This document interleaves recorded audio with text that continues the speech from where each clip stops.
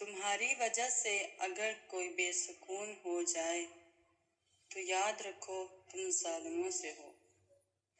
اگر عورت کسی مرد کو مفت میں اپنا جسم فراہم کر دے تو مرد اسے محبت کا نام دیتا ہے، اور اگر عورت اس جسم کے پیسے وصول کرے تو فاحشہ کہلاتی ہے۔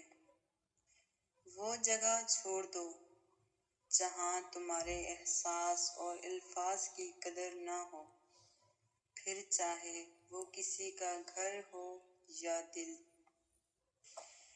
عورت کی فطرت ہے کہ وہ گھر کی خاطر بہت سی قربانیاں دیتی ہے، کڑوی باتیں اور تلخی رویے تک سہ جاتی ہے، مگر جب اس کا ہمسفر ہی اس کو نظر انداز کر دے تو وہ اندر سے ٹوٹ جاتی ہے۔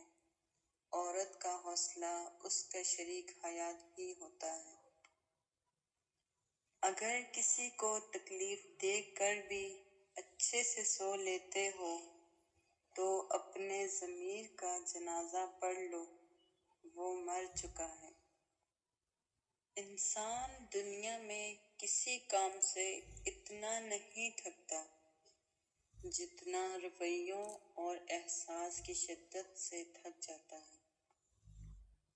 عورت کو تو جنگ میں بھی مارنے کی اجازت نہیں۔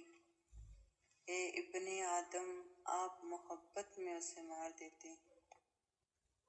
پتہ نہیں ہماری آنے والی نسلوں کا کیا بنے گا، جن کے بزرگ آج کے ٹک ٹاکر ہیں۔ تلخ حقیقت، ہمارے معاشرے میں لڑکی محبت میں ناکامی پر سب سے بڑا بدلہ خود سے لیتی ہے اور والدین کی مرضی سے شادی کر لیتی ہے۔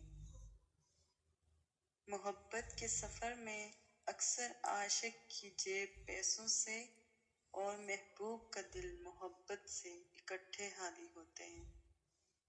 مرد بھی عجیب مخلوق ہے، جو سامنے آ جائے اس سے لاپرواہ ہو جاتے ہیں، جو چھپ جائے اس سے عشق لگا لیتے ہیں۔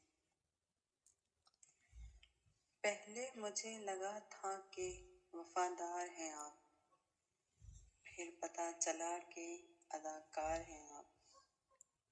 جب مرد نے عورت کا جسم استعمال کرنا ہوتا ہے وہ 3 کام کرتا ہے، اور بیوقوف ہوتی ہے اسے پتہ نہیں ہوتا۔ 1 ہمدردی دکھاتا ہے، 2 تعریف کرتا ہے، 3 وعدے کرتے ہیں۔